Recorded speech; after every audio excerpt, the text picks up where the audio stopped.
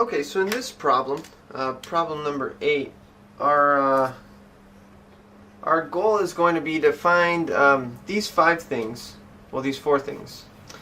And then we're going to use that information to sketch a graph. Now, you might be wondering, well, why would I want to do that? I mean, don't we have graphing calculators nowadays that can graph this for me? And in a way, I mean, true, we do have graphing calculators, but there's good reason to do this by hand. One reason is that you can't always trust the graphing calculator. It sometimes does funny things that are only revealed if you actually do all of the calculus. The second reason is that it's a good way to review all of these things and put it all together and what it means into a picture. But let me show you what I mean by not trusting the calculator. And we do a zoom standard. We'll see the picture looks something like this. Okay, well, we decide we want to take a bigger picture, so let's zoom out. And okay, well, this gives us a pretty good picture, so we might say, okay, that there's a relative minimum right here, and then we would probably say that there's a horizontal asymptote. I mean, if you zoom out even more, that looks pretty much like a like a horizontal asymptote. And if you do a trace,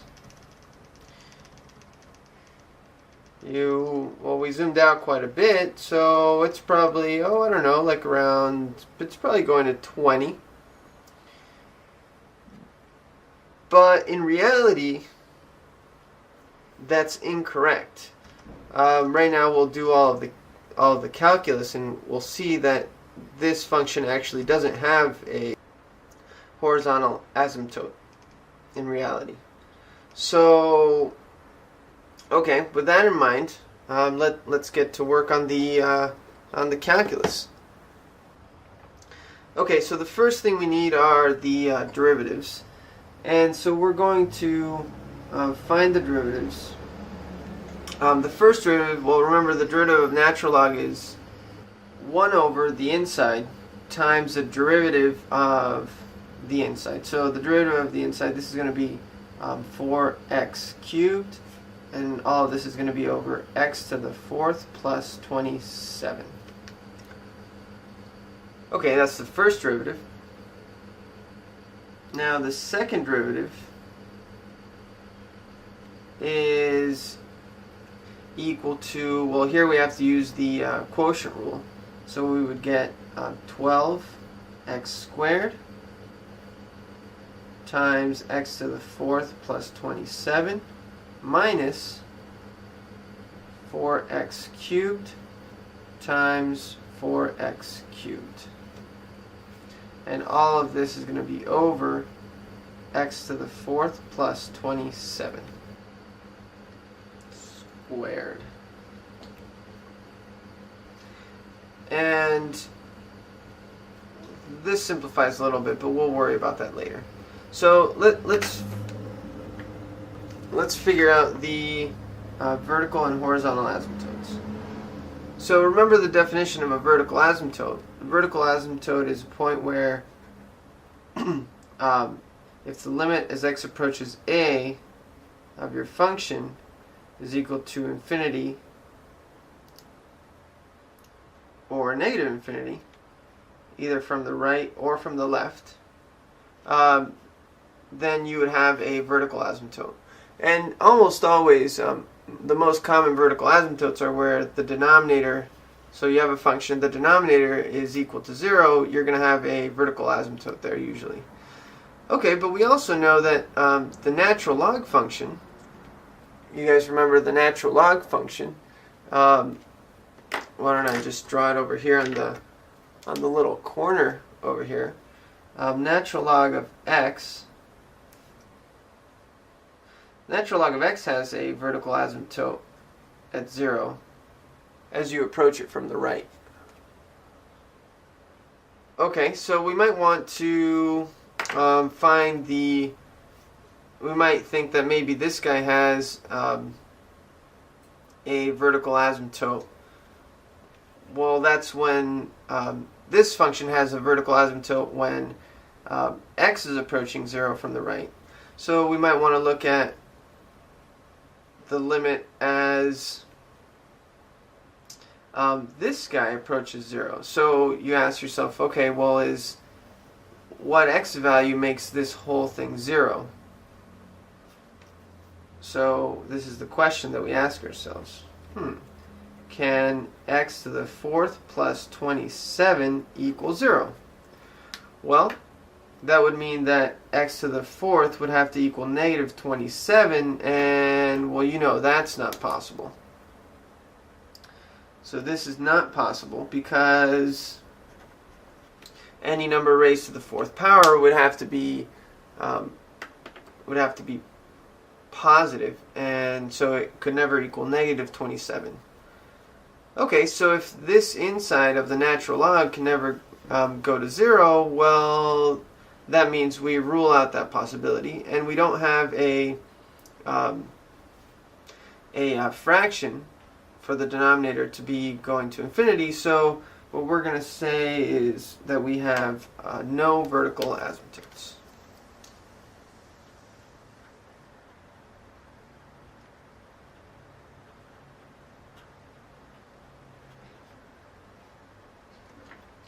Okay, now for the horizontal, remember what we do is we take the limit as x goes to infinity of our function and the limit as x goes to negative infinity of our function. Okay, and this is what I was talking about earlier, is that this function, the natural log function, well, this guy, if x is going to infinity, the inside of the natural log is going to infinity. But we know that the natural log function is always increasing. So as x goes to infinity, this guy is also going to be going towards infinity. Okay. And as x goes to negative infinity, this is actually exactly the same thing because it's to the 4th power, so this guy's also going to be going to positive infinity. So what this means is that there are no horizontal asymptotes.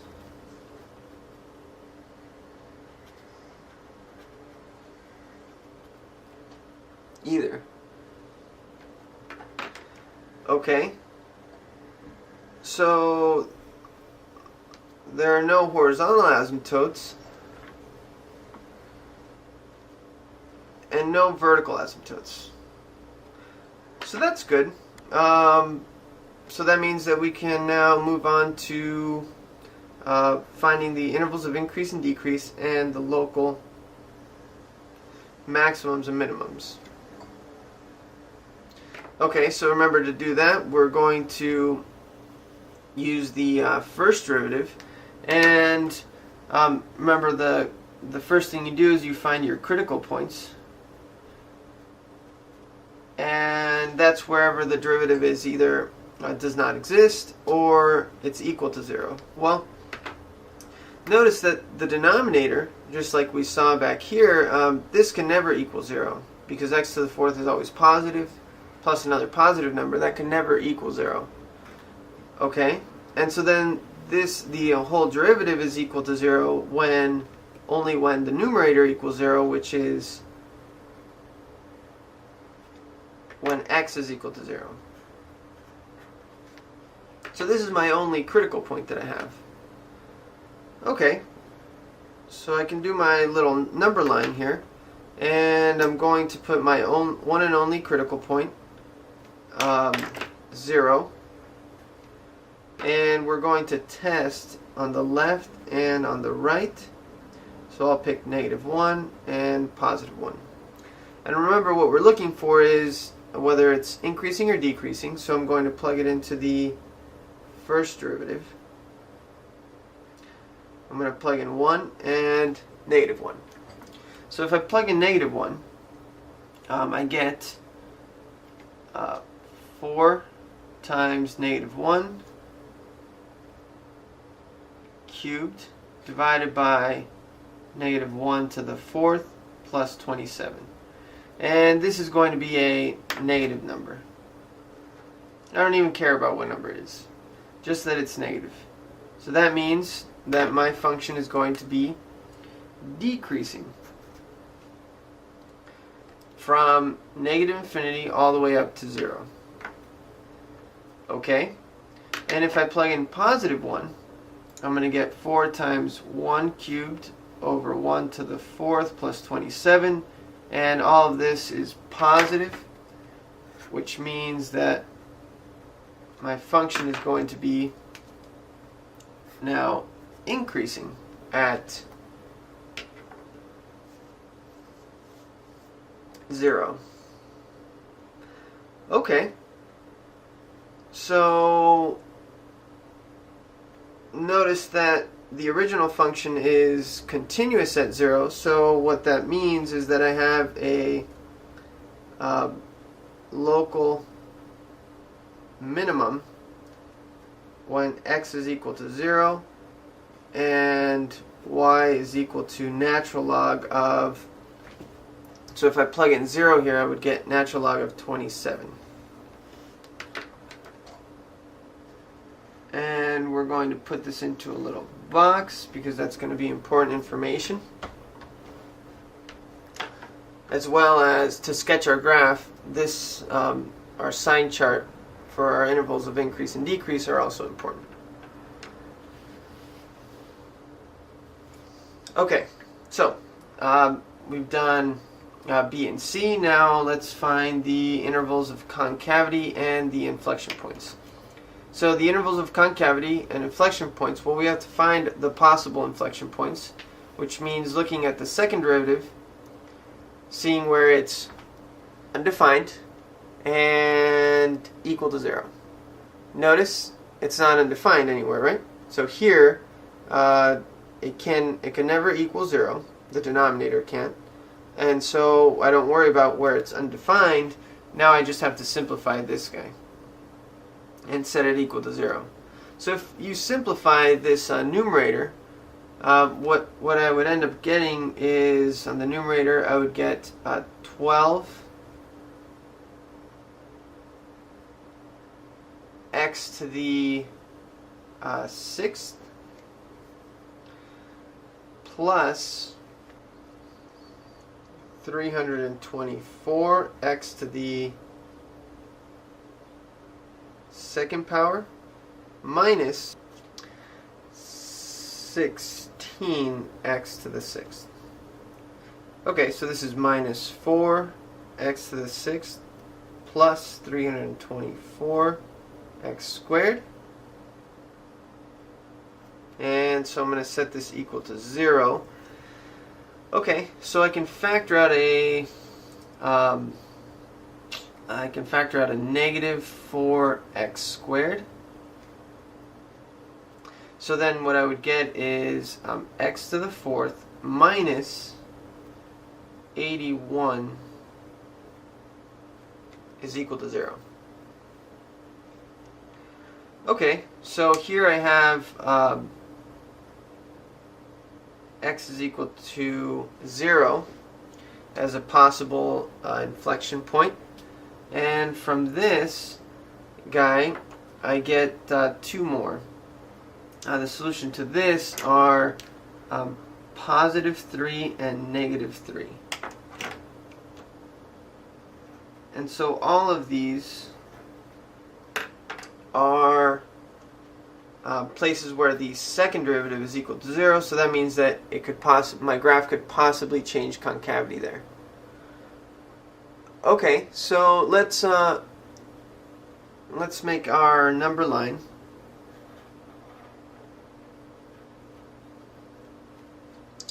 And we're going to put down all these values. So I have 0, negative 3, positive 3. And I'm going to test in each one of these. How about negative 4, negative 1, positive 1, and 4.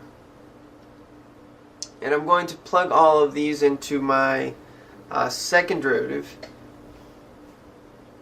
And so let me do that over here. Okay, so since I'm going to plug these into the second derivative, why don't I write it down in simplified form? The second derivative in simplified form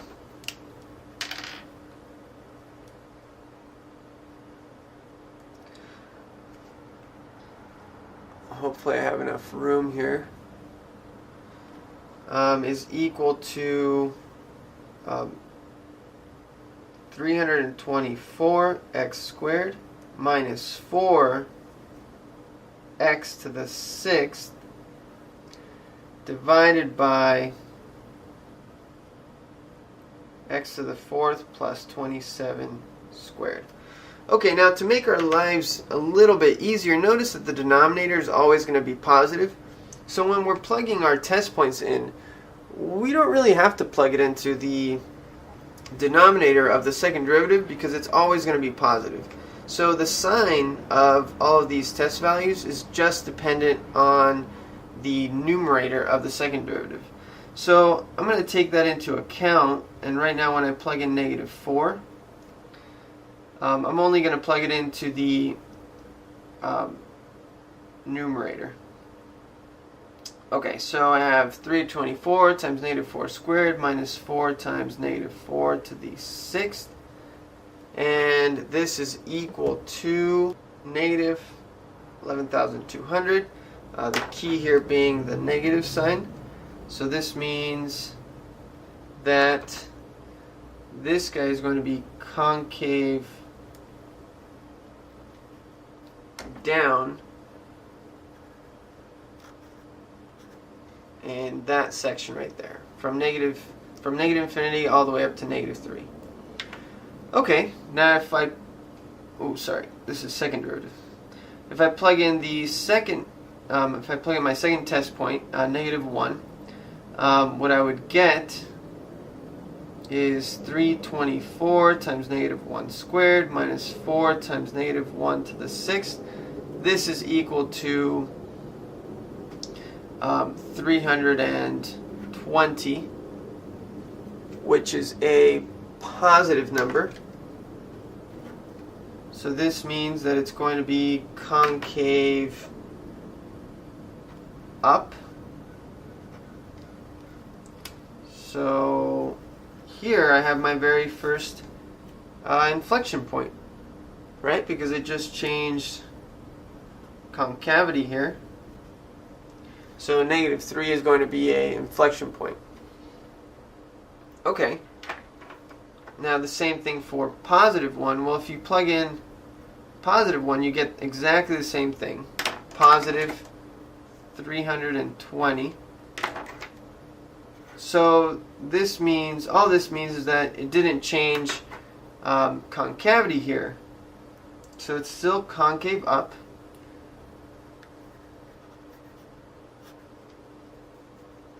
And so if you go back here to our critical points, and we know that we have a local minimum at x equals 0, y equals natural log of 27, so that just means that it's flat right there in that spot at 0.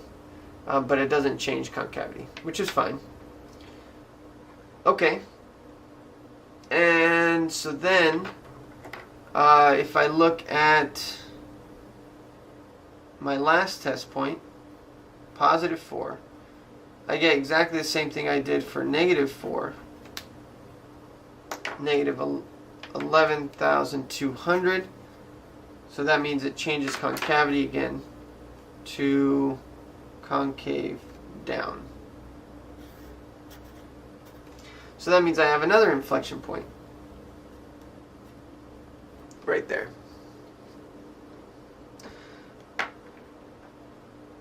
Okay.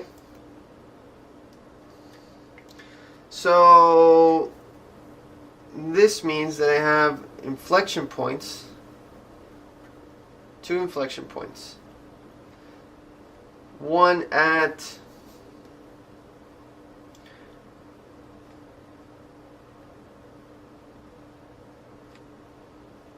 x equals -3, and if I plug -3 into the original function, which is up here,